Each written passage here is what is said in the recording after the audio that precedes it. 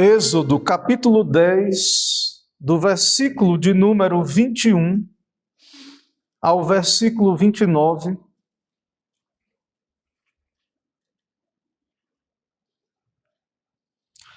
A palavra do Senhor diz assim: Então disse o Senhor a Moisés: estende a mão para o céu, e virão trevas sobre a terra do Egito, trevas que se possam apalpar.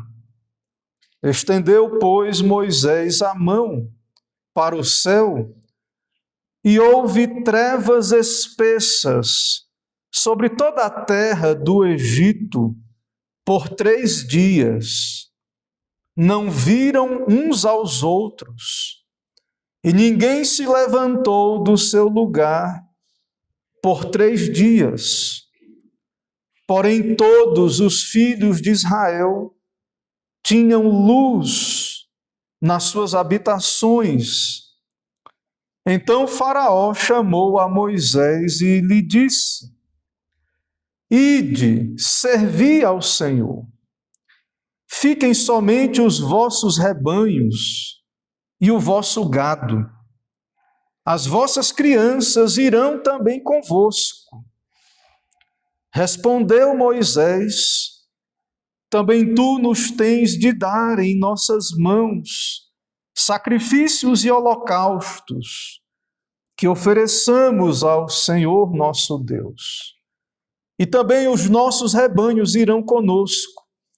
Nenhuma unha ficará, porque deles havemos de tomar para servir ao Senhor nosso Deus, e não sabemos com que havemos de servir ao Senhor, até que cheguemos lá. O Senhor, porém, endureceu o coração de Faraó, e este não quis deixá-los ir. Disse, pois, Faraó a Moisés: Retira-te de mim e guarda-te, que não mais vejas o meu rosto. Porque no dia em que vires o meu rosto, morrerás. Respondeu-lhe Moisés: Bem disseste, nunca mais tornarei eu a ver o teu rosto. Vamos nos colocar em pé, irmãos, para a oração. Senhor, nós te adoramos na tua presença santa, diante do Senhor em adoração pública, diante de Cristo Jesus, te adoramos, louvamos teu nome, diante, ó Deus, da tua palavra, nesse momento em que o Senhor nos dá ouvir a pregação, pedimos, nos abençoa, ó Deus, pedimos uma bênção para este dia do Senhor, para a pregação, a bênção do teu Espírito Santo, ilumina a mente, o coração. Venha o teu reino, ó Deus, seja glorificado, exaltado o nome do Senhor, cumpra-se, ó Deus, o teu propósito nesta manhã, e pedimos, ó Deus, santifica a tua igreja. Também, ó Deus, pedimos por aqueles que estão ainda alheios, distantes de Cristo, que o Senhor os atraia, que eles venham a Cristo, por meio da palavra, ó Deus, por meio do Evangelho, da luz do teu Evangelho. É no nome de Jesus que oramos, pedimos tua bênção para a pregação. Em nome de Cristo, amém. Amém. Podem sentar.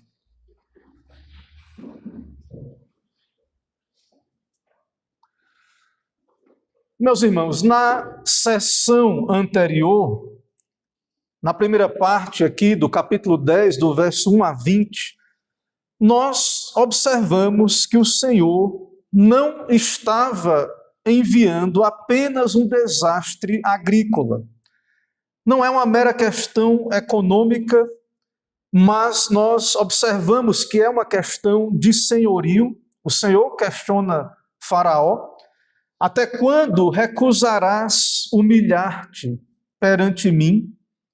Nós observamos e temos observado nas 10 pragas o endurecimento do coração de Faraó. Não é uma questão, irmãos, meramente de uma personalidade forte, não é isso. Mas, segundo a Escritura, a questão é o coração pecaminoso, o coração do homem caído em Adão, lá no Éden, e Faraó, como um homem caído, como um pecador obstinado, se rebela contra o Senhor, e o Senhor, de modo justo, diante da rejeição de Faraó, para com a sua palavra, o Senhor endureceu o coração de Faraó, entregou Faraó à dureza do próprio coração, porque Deus é justo, Deus é santo, e Deus assim puniu este pecador rebelde. Outro ponto, irmãos, que temos visto aqui nas pragas, temos acompanhado esse padrão, que é a tentativa de controlar o culto divino da parte do rei do Egito, com concessões. Podem ir, mas, porém, entretanto, todavia, não vão as crianças, ou agora os animais, no nosso texto. Não quer que levem os animais. E Moisés insiste que a adoração é de Deus, pertence a Deus. Deve ser prestada nos termos de Deus. A adoração inclui toda a comunidade pactual e também o que pertence ao povo do pacto, especialmente no Antigo Testamento, em que o culto incluía sacrifícios de animais, eles precisavam levar ali os seus animais, que era parte do seu patrimônio, dos seus bens, daqueles que Deus lhes tinha dado. Eles retiravam, então, daqueles animais para o sacrifício, para o culto de Deus. Então, Israel precisa ser fiel ao padrão de Deus, do culto de Deus. Observamos desde o sermão anterior que Deus é quem regula o seu culto. Rei nenhum, faraó nenhum, autoridade civil alguma tem autoridade na igreja, no culto de Deus. Pode dizer como é que vai ser a adoração. Deus é quem estabelece isso. Os ministros também, a própria igreja, ela apenas obedece. A atividade da igreja é ministerial. A igreja também não inventa o modo como vai adorar a Deus. A igreja apenas ensina e obedece aquilo que Deus já instruiu a igreja. Deus é quem regula o culto e acompanhamos aqui que não há concessões para homem nenhum.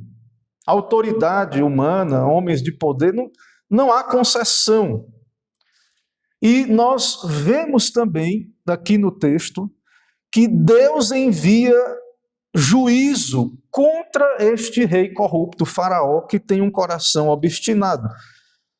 Vimos o granizo, que destruiu uma parte da colheita, vimos também os gafanhotos, que o Senhor enviou contra o coração pecador de Faraó, rebelde.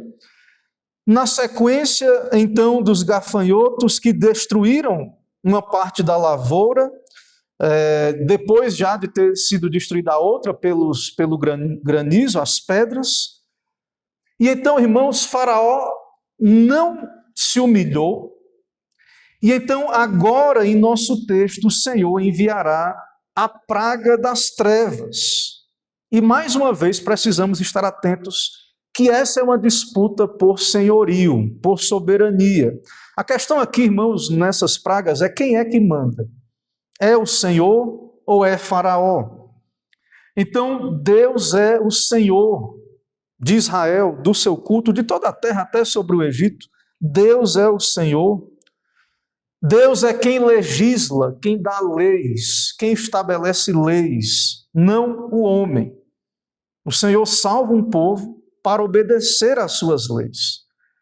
Desse modo, irmãos, e é necessário que a igreja esteja atenta, o irmão esteja atento. Não é pequena coisa interferir ou determinar o modo como as coisas devem ser na casa de Deus. Isso tem a ver com algo muito sério nas Escrituras, na doutrina, na tradição da história da igreja, que é o governo de Cristo. Tem a ver com soberania, com o princípio regulador do culto. Deus regula o seu culto. o próprio governo de Cristo sobre a igreja. Se reis, autoridades querem interferir nisso, isso é algo gravíssimo. E claro, não só reis externos à igreja, qualquer um também dentro da igreja, até mesmo aqueles que se dizem ministros, não podem, irmãos, alterar nada do culto de Deus, sob a pena de entrar em disputa com o próprio Deus. E isso, irmãos, é muita dureza de coração. Aqui no caso de Faraó, não é diferente nos nossos dias. Quando vemos por toda parte, no meio cristão, ou dito cristão, indivíduos que acham que podem regular o culto de Deus. Isso é colocar o homem como senhor sobre a adoração, e isso é um perigo gravíssimo, que é um culto inventado pelo homem. Então o Senhor é Senhor sobre o seu culto, ele liberta um povo do cativeiro do Egito para obediência, para cultuá-lo conforme a sua palavra, para obedecer à lei.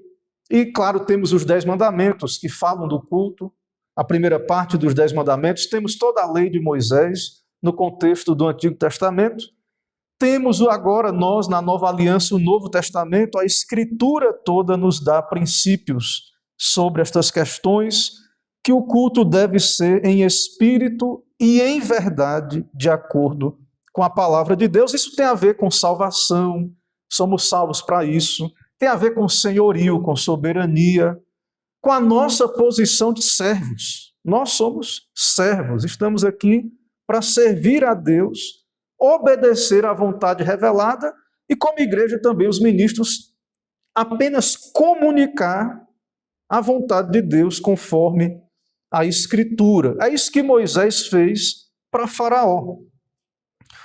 E Faraó recusou-se a submeter a Deus, a ordem de Deus. E o Senhor vai enviar mais uma praga aqui no nosso texto, as trevas. E que praga é essa, irmãos? O Senhor, Criador, dono de tudo, Criador do céu e da terra, Criador da luz, no primeiro dia ali da criação, depois, mais à frente, dos luminares. O Senhor é a luz. O Senhor é a fonte da luz, de toda luz. Deus é luz. A luz que Deus é o Senhor da vida também, Deus é vida. A luz que para nós é um meio de Deus de fazer com que haja vida na criação. Então Deus é a fonte última da luz, da própria vida. A vida depende desse elemento primordial. Sem luz não há vida. Assim como não há vida verdadeira fora do Senhor, o próprio Deus é luz perfeita, criou a luz. E então, irmãos, nós vemos como o Faraó e como o homem caído ele é depravado, destruído, arruinado. Veja, não há mais produção para o futuro, a lavoura foi destruída. E agora há trevas, que seria um meio de produzir o alimento, o mantimento. A luz, Deus usa esse meio, estabeleceu esse meio. E então, sem colheita, sem provisão, ainda assim Faraó resiste em meio às trevas enviadas pelo Senhor como juízo. Veja o estado de depravação. Quão depravado é o homem. Como é rebelde, insubmisso. Como deseja ser senhor. Essa criatura tão arrogante, o homem caído. E isso também como sociedade.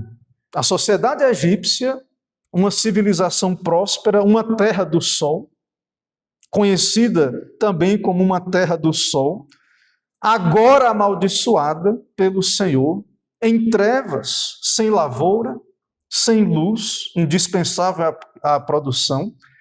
O Senhor, irmãos, está contra a idolatria do Egito.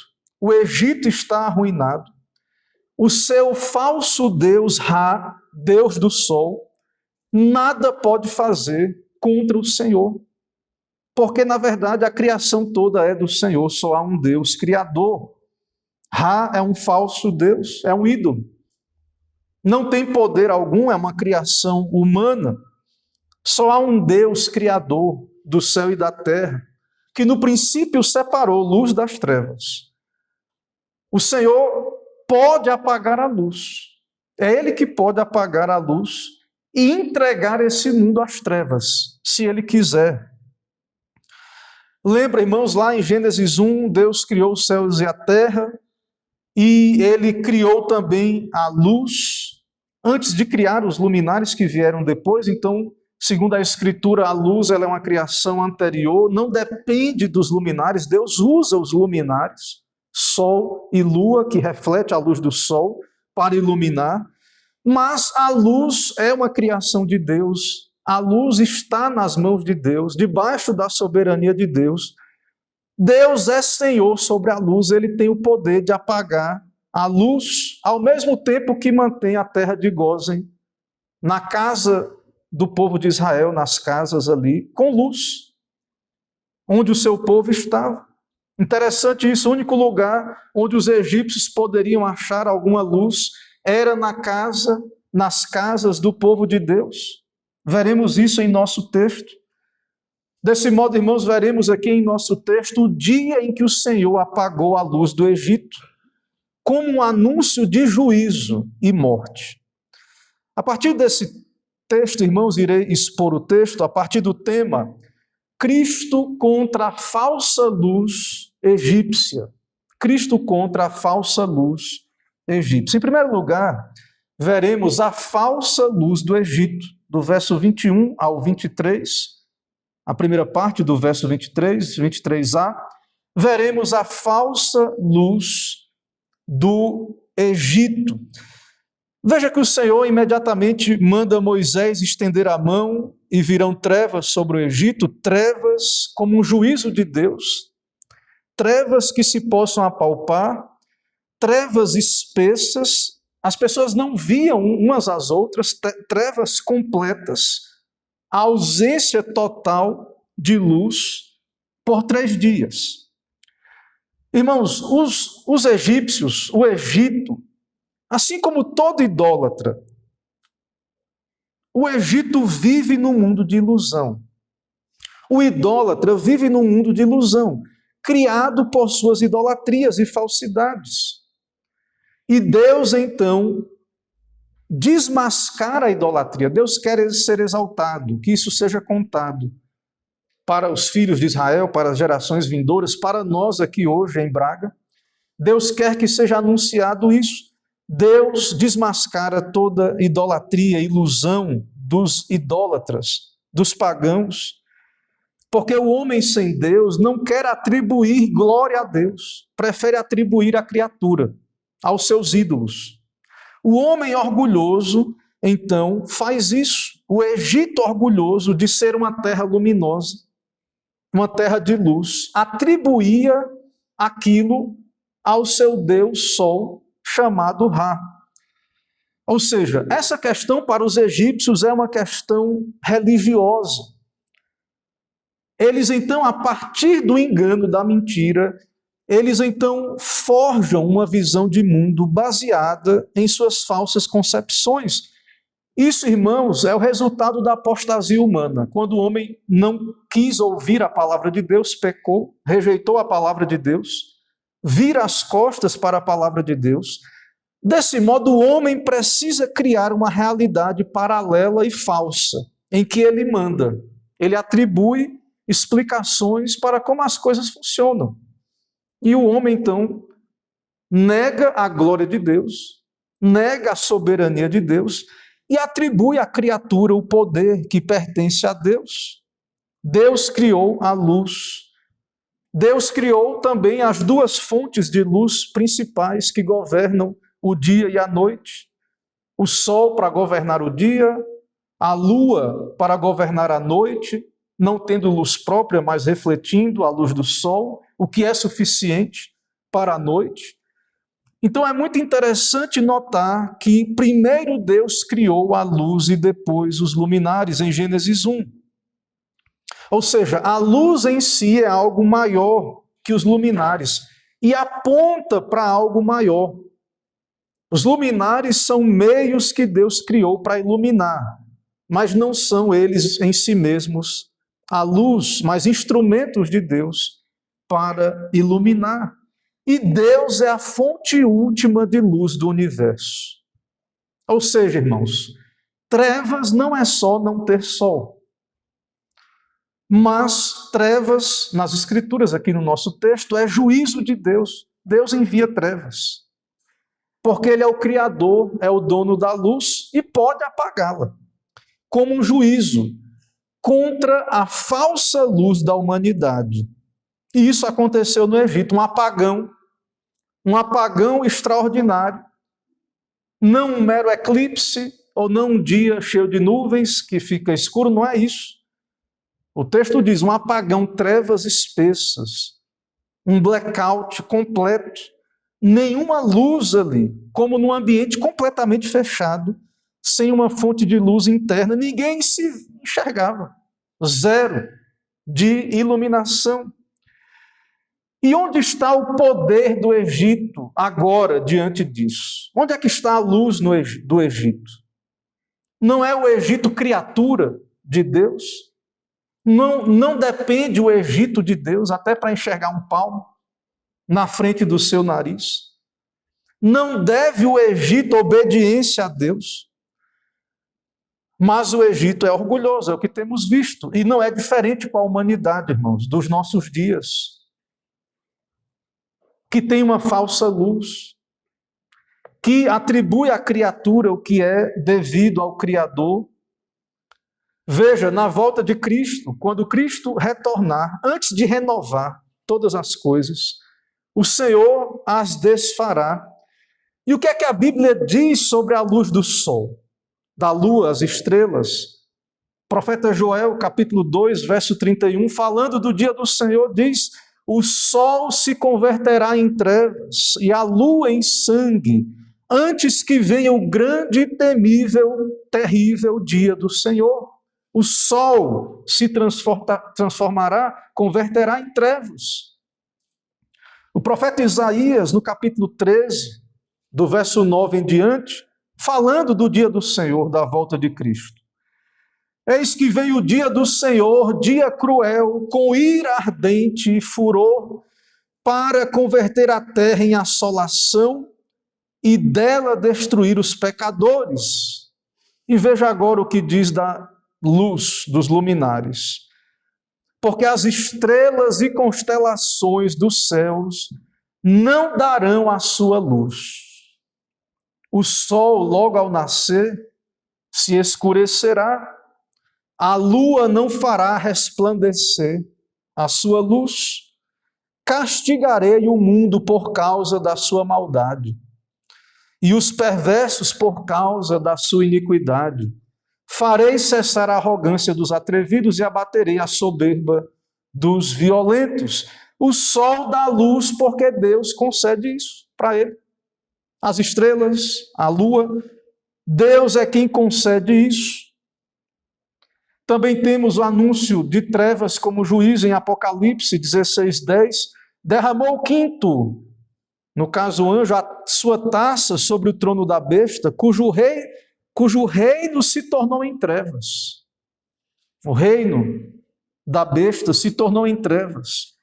E os homens remordiam a língua por causa da dor que sentiam.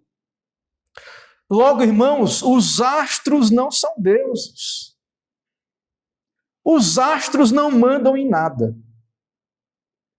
São criaturas de Deus, criadas por Deus, cumprem um propósito determinado por Deus de iluminar e são de fato um benefício, uma bênção para essa criação, mas não produzem luz se isso não for determinado por Deus. E Cristo é a única luz desse universo. Cristo, o Deus vivo. É o que temos visto aqui. O Senhor enviou então esse apagão. O Senhor apagou a luz do Egito. E esse é o apagão que os homens têm que temer. Se é para você ter medo de um apagão, Você tem que ter medo desse apagão. Não é se alguém poderoso pode ir lá e apagar a luz elétrica, mas aquele que pode banir e retirar da sua presença o pecador, da presença daquele que é luz, a luz perfeita, Cristo. Então tema a Deus. O temor que é devido é o temor de estar em rebelião contra Deus. O caso de Faraó. Quem deve temer é aquele que está em rebelião contra Cristo. O temor real que deveria estar no coração dos homens é o ser separado de Cristo, da aliança, do povo de Deus. Isso, irmãos, é trevas, é a verdadeira condição de trevas. Ou seja, isso é ilustrado aqui por essa praga do Egito. É um fenômeno extraordinário aqui no Egito, irmãos. Não é isso, pelo texto é evidente que não era um eclipse ou alguma coisa natural que por acaso aconteceu ali naquele contexto. Não. Foi uma intervenção de Deus. Toda a vida do Egito ficou suspensa nas mãos de Deus. O que há em trevas sem luz é só expectativa de morte, de destruição. Então, rejeite a falsa luz do Egito, a falsa luz desse mundo, porque é o que está aí, não viam nada, ninguém. Tiveram que ficar parados 3 dias em total escuridão. Em segundo lugar, irmãos, nós veremos no texto, verso 23, na parte B, a verdadeira luz está com os eleitos.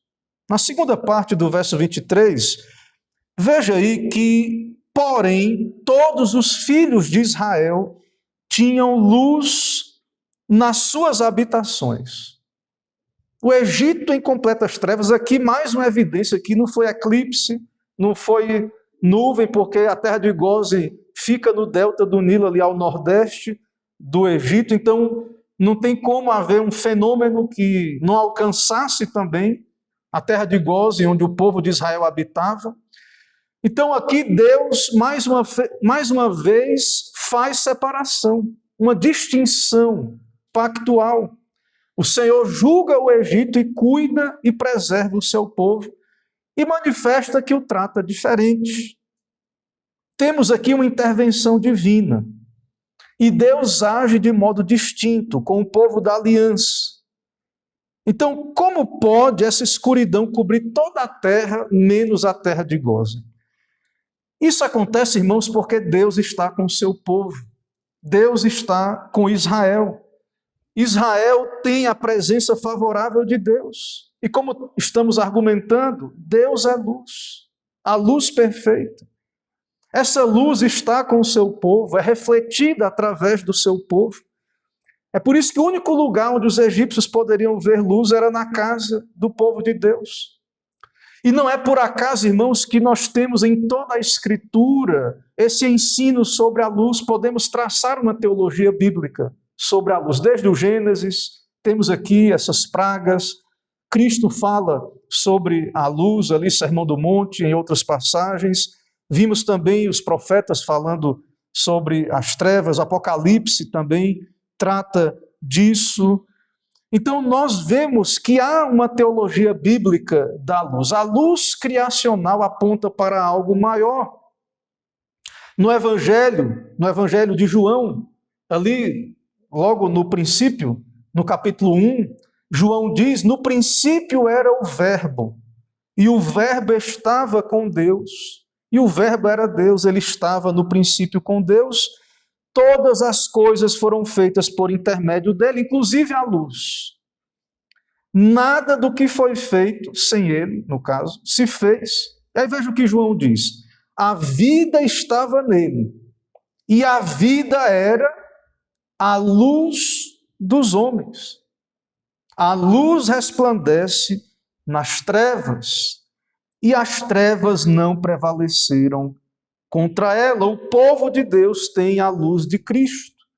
Os ímpios, nós sabemos, estão em completas trevas. O povo de Deus tem a luz e terá eternamente, no estado eterno, na Nova Jerusalém. Cristo é a lâmpada, ali é a luz a iluminar a igreja. Cristo é a luz do mundo. A Bíblia fala sobre isso no estado eterno, na Nova Jerusalém, em Apocalipse 21, do 23 em diante, falando da cidade de Deus. A cidade não precisa nem do sol e nem da lua para lhe darem claridade, pois a glória de Deus a iluminou, a glória de Cristo, a glória do Cordeiro. E veja que Apocalipse diz: o Cordeiro é a sua lâmpada. O Cordeiro é a lâmpada, a glória, o resplendor da glória, olhar para a face de Cristo e ser iluminados. As nações andarão mediante a sua luz, e os reis da terra lhe trazem a sua glória. Percebe, irmãos, como é um erro ligar a luz meramente aos astros celestes ou separá-la de Deus. A luz é criação de Deus, está nas mãos de Deus, aponta para algo maior, o próprio Deus. Fala dessa condição gloriosa de Deus, do próprio ser de Deus, que é glorioso, a glória de Deus e de Cristo. E é muito claro nas Escrituras que os luminares, então, são instrumentos de Deus para iluminar e tornar a vida possível nessa terra, mas a vida está nas mãos de Deus, pertence a Deus. Em Apocalipse 22, 3 a 5, falando da cidade de Deus, nunca mais haverá qualquer maldição. Nela estará o trono de Deus e do Cordeiro.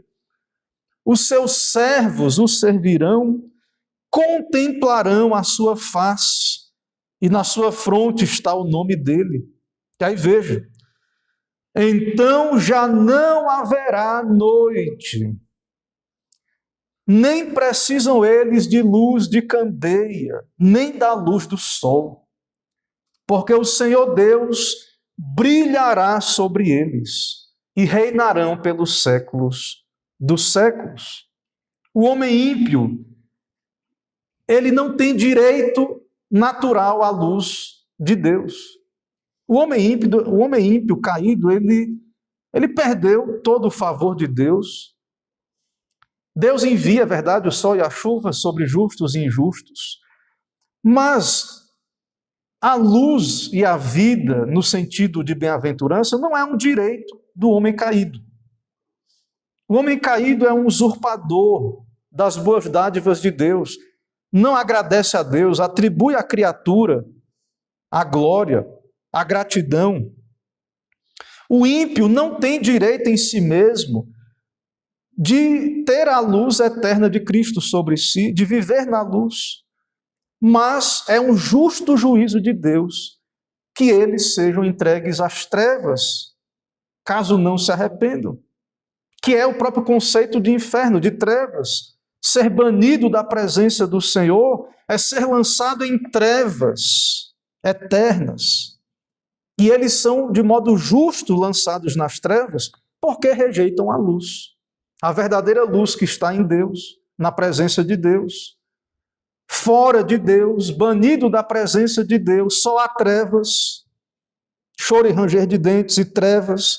Esse é o estado do pecador, de maldição. Precisa nascer de novo, ser convertido, ser salvo desta condição. Precisa ir a Cristo, que é a luz do mundo, ser humilhado, se arrepender com arrependimento para a vida e fé salvadora. Desse modo, crente, valorize a Cristo, que é a tua luz. Valorize a verdadeira igreja cristã, a verdadeira doutrina, os meios de graça, a doutrina fiel. Meus irmãos, que jamais invejemos a falsa luz desse mundo. Ame a luz de Cristo. Odeie as trevas. As trevas é que nos separam da luz. E de fato, irmãos, nós devemos rejeitar toda idolatria, que é o caso do Egito e do mundo, que vemos aqui, que buscam fazer concessões à palavra de Deus, Você é chamado para ser luz no Senhor, unido a Cristo. Não brinque com as trevas, submeta-se à palavra de Deus. Submeta-se a tudo que o Senhor diz em sua palavra, obediência, adoração, como aqui era necessário que Israel submetesse e que o faraó também, se fosse possível, também, apenas pela graça de Deus, o Senhor o endureceu. Mas, de fato, não se deve brincar com estas coisas. Em terceiro lugar, irmãos, vemos a condição das trevas espirituais sem Cristo, do verso 24 a 29. É o caso de Faraó, que está em trevas. Ele manda chamar Moisés. Ele diz: ide servir ao Senhor, mas ele quer reter os rebanhos. Moisés explica: não, tu tem que enviar sacrifícios e holocaustos, e nós também temos que levar dos nossos animais para adorarmos a Deus.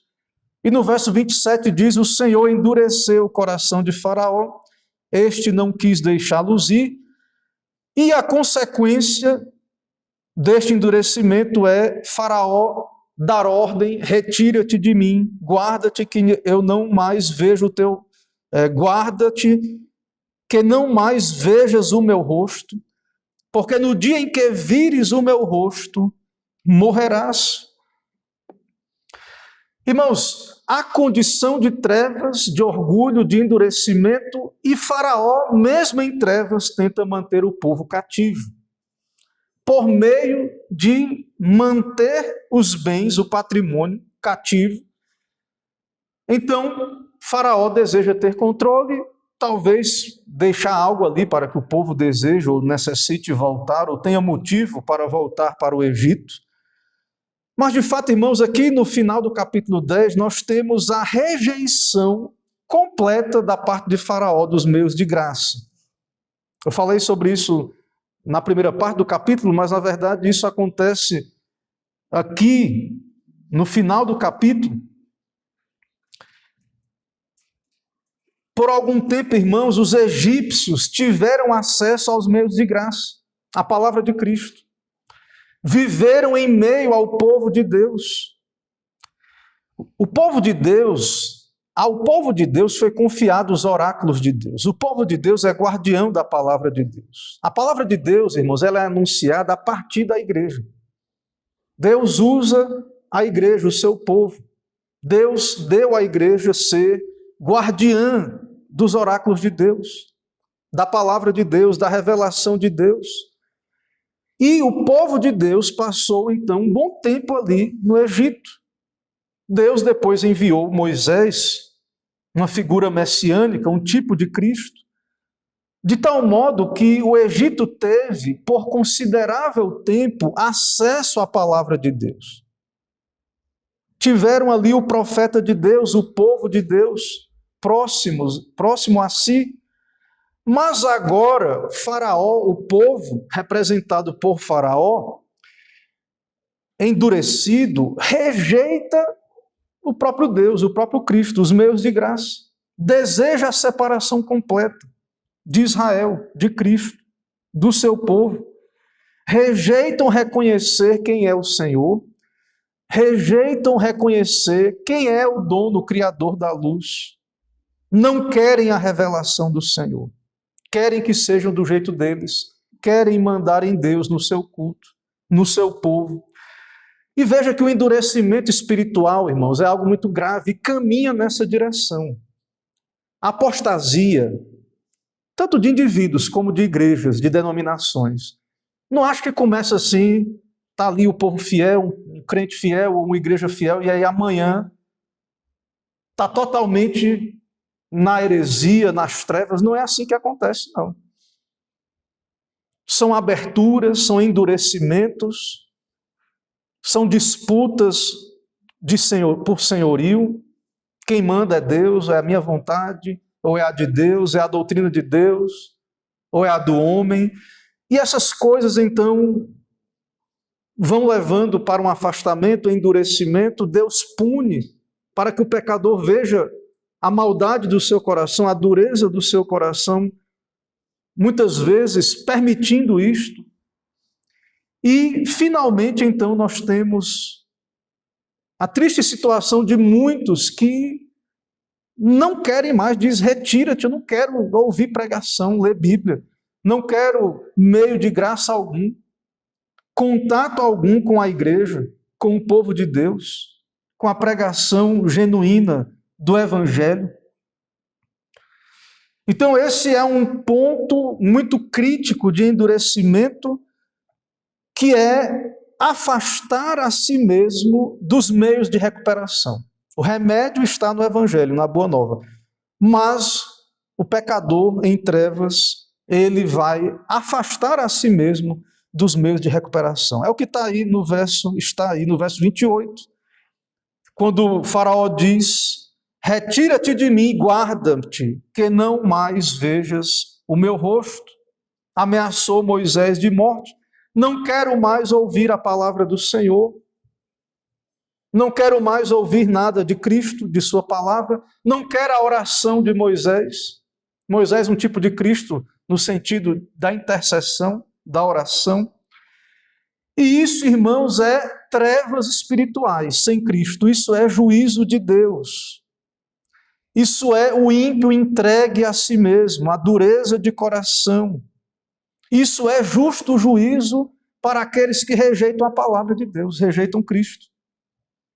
E isso explica a condição da humanidade, também nos nossos dias, no nosso tempo, que rejeita a Bíblia, que rejeita a pregação, que rejeita o Evangelho, a Cristo. Veja que Deus os entrega às suas fantasias, Deus os entrega a trevas. E isso, irmãos, não é algo só uma questão aqui temporal do tempo, mas tem consequências eternas.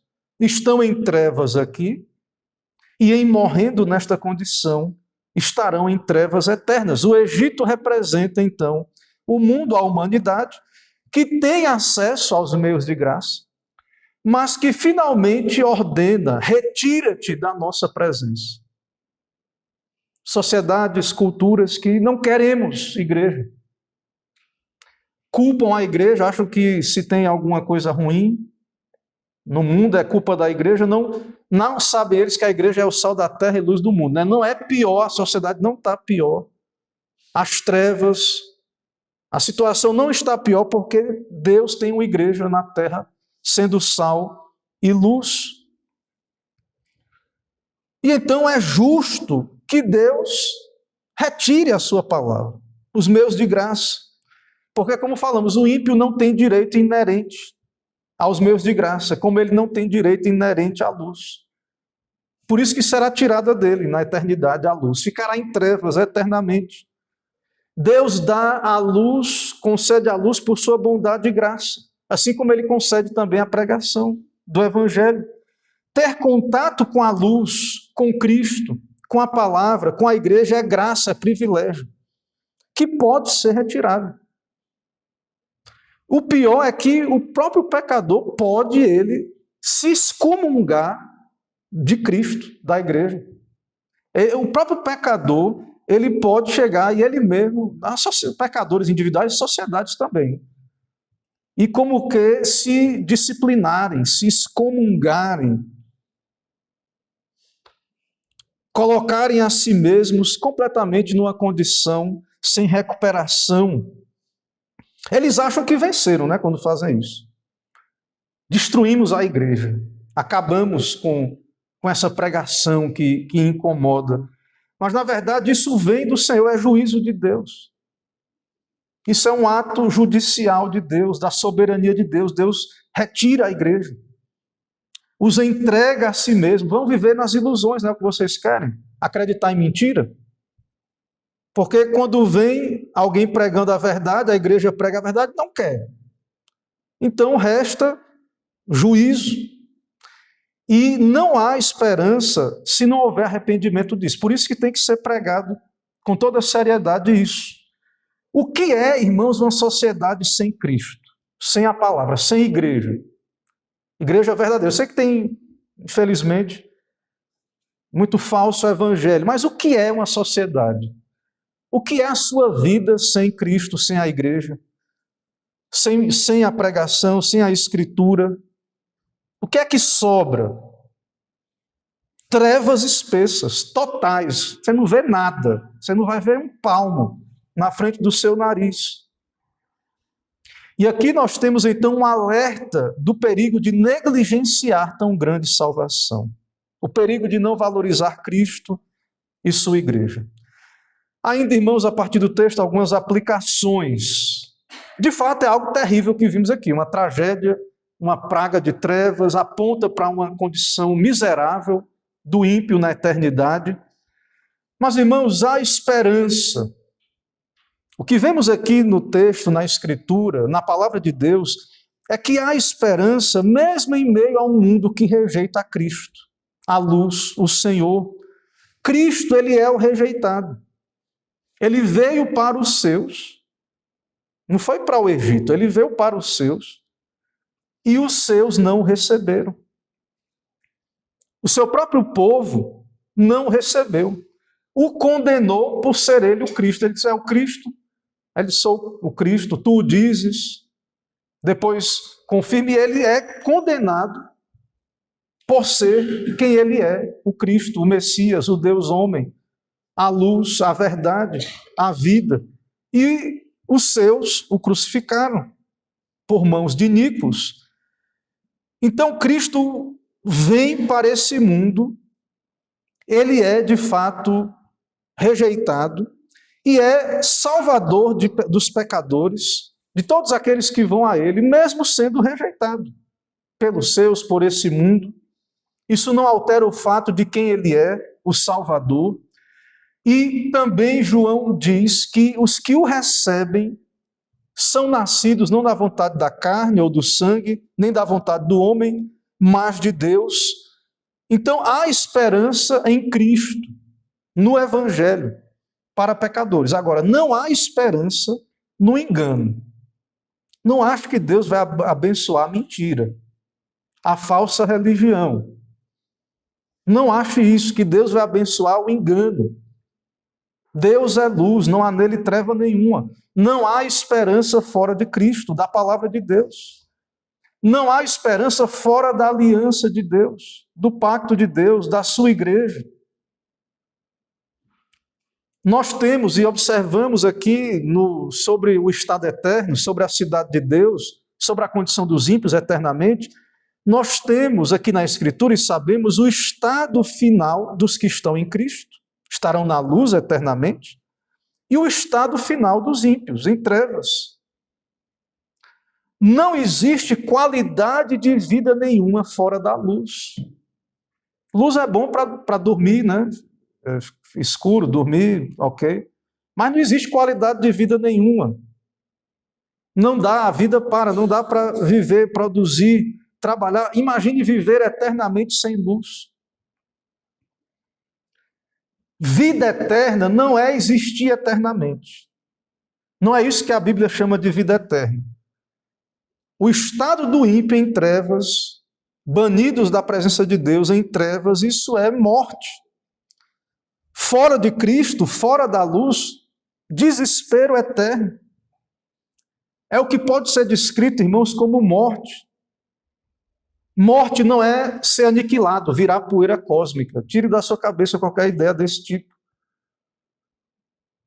É muito grave, irmãos, ir contra a luz, especialmente aquele que ainda não foi a Cristo. Considere isso. Todos ressuscitarão no último dia, mas os que estiverem sem Cristo para a morte eterna. Assim como sem luz a vida terrena para, imagine os homens banidos da presença de Cristo, em trevas eternamente. Deus mandou trevas aqui para o Egito. Deus quer que o seu nome seja anunciado, glorificado. O fim de tudo é a glória de Deus. Deus é justo, Deus é santo. Não há vida fora dele. Então Deus quer que essas coisas sejam anunciadas, para que os pecadores sejam alertados, humilhados, para que eles possam então vir para a luz. Então Deus quis que esse relato do Egito fosse espalhado, as nações ao redor ouviriam isso. Chegou hoje aqui em Braga, para ouvirmos esse relato. O Senhor governa a criação. Não importa o que os materialistas, evolucionistas digam, o Senhor governa a sua criação. O Senhor vence, através dos seus juízos e pragas, o reino do mal, os inimigos da igreja não vão prevalecer. A vitória é do Senhor. E o Senhor venceu na cruz. O Senhor Jesus suportou na cruz trevas em nosso lugar, em teu lugar. Houve trevas ali na cruz. E Ele suportou essas trevas eternas para que nós, por sua graça, não fôssemos lançados nesse inferno eterno de trevas. Temos luz por causa de Cristo, porque Ele suportou as trevas no nosso lugar.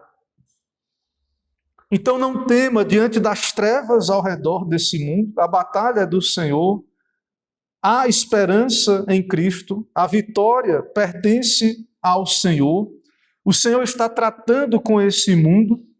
O que temos aqui é um alerta, e especialmente um alerta quanto aos meios de graça, que são instrumentos de Deus para comunicar essa luz, para comunicar a Cristo.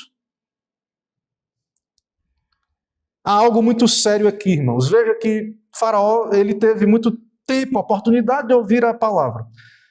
E muitos, e aqui falo para aqueles que têm contato com a palavra, até alguns que congregam numa igreja, e alguns, infelizmente, já se afastaram, se auto-excomungaram da igreja. Não adianta passar muitos anos na igreja e depois dizer: retira-te de nós, não queremos mais ouvir. Isso não tem valor, não é esse o caminho de Deus. Não adianta, a pessoa entendeu ali intelectualmente o evangelho e gostava de ouvir a pregação, mas se há uma apostasia, se alguém não suporta ouvir Cristo, não deseja ouvir a palavra de Deus, é o que falamos, isso é uma autoexcomunhão. Esses desigrejados aí, eles estão se autoexcomungando da igreja, não querem ouvir Cristo. E Deus é justo em retirar os seus meios de graça. Quantos agora não têm mais acesso aos meios de graça? Porque rejeitaram a Cristo e sua palavra. Isso não é derrota da igreja. Isso cumpre o decreto de Deus, porque Deus é justo e é soberano. Então isso é um alerta. Não se fadigue de ouvir a palavra de Deus, de buscar a Cristo. Valorize a igreja, Cristo e os meios de graça. E aquele pecador perdido que ainda não veio para a luz precisa considerar essas coisas. Se humilhe, vá a Cristo. Pare de querer ter o controle ou atribuir a glória de Deus à criatura. Ou muitos que estão fora da igreja de Cristo e se apegam a desculpas. Porque tem escândalo aqui, ali, alguma coisa. Infelizmente o mundo é caído, há problemas. Mesmo uma igreja verdadeira, nenhuma igreja é 100% pura nessa terra. Mas Deus tem a sua palavra, a pregação, Ele conserva os meios de graça. E não ache que alguém vai ser justificado diante de Deus porque sabia o que estava errado. Eu sabia, Deus estava errado, o Senhor Jesus sabia que tinha erros no meio da cristandade. Muita gente acha que no final Deus vai bater palma, né? Realmente. Não quis ouvir a pregação porque há muitos enganos, erros, isso não salva. É necessário ir a Cristo à luz, é necessário ir a Cristo pelos meios de graça, ser humilhado, ser salvo pela graça mediante a fé. Não é suficiente apenas detectar erros, falhas, até mesmo em igrejas fiéis. Isso não é suficiente, não justifica o pecador. Isso é estar em trevas, é permanecer nas trevas. É necessário Cristo, é necessário estar na luz. Irmãos, que o Senhor nos ajude, que o Senhor tenha misericórdia de nós, nos ilumine, nos dê as suas graças mais uma vez nesse dia. Amém. Vamos ficar em pé, irmãos, vamos orar.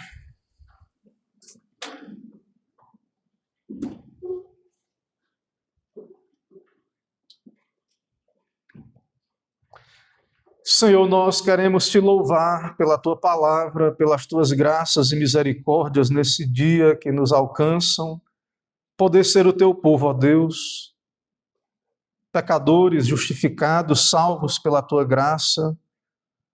Te louvamos, ó Deus, pela tua palavra, te louvamos, ó Deus, pelo teu evangelho. Abençoa, ó Deus, esta congregação, cada ouvinte da palavra.